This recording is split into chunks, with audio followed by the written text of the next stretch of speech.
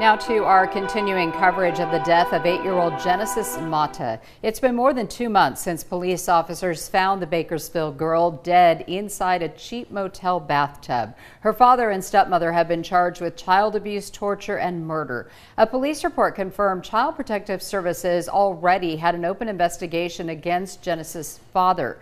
After news of the girl's death broke, outraged members of the public demanded an investigation of CPS, and the department has listened. 17's Connor Dorr was there for the independent investigators' opening presentation today to the Board of Supervisors.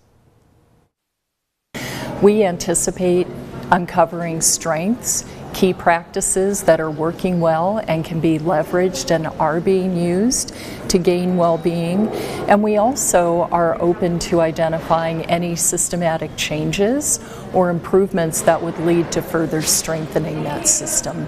Lori Clark, the director of the Social Policy Institute, or SPI, gave her presentation to the Board of Supervisors Tuesday morning with a broad overview of the practices they will be looking at. Not only will SPI be looking into the entire Child Welfare Services Department, they will be auditing child abuse hotline calls, cases, and referrals, including the death of Genesis Mata. Our charge here is to examine the entire system, so likely that will be a part of what we're doing. It is not the focus. Margot Fudge, a child welfare consultant with SPI, says the organization will review front and back end investigations, including cases from a random sample and assessment tools to see how do social workers come to the decisions that they make to inform, how they interact with children and families.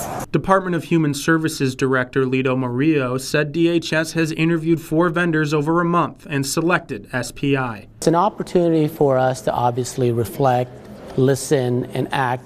And we're hoping that this review will have some actionable recommendations. The organization's findings and recommendations will be presented publicly to county leaders. However, it is still up in the air whether the entire report will be released to the public. Murillo says making the report publicly available is a conversation that is pending between County Council and the DHS administration. SPI says the entire investigation could take up to 6 months to complete and will update the public and county leaders as they go. Outside the Department of Human Services, Connor Dorr, 17 News.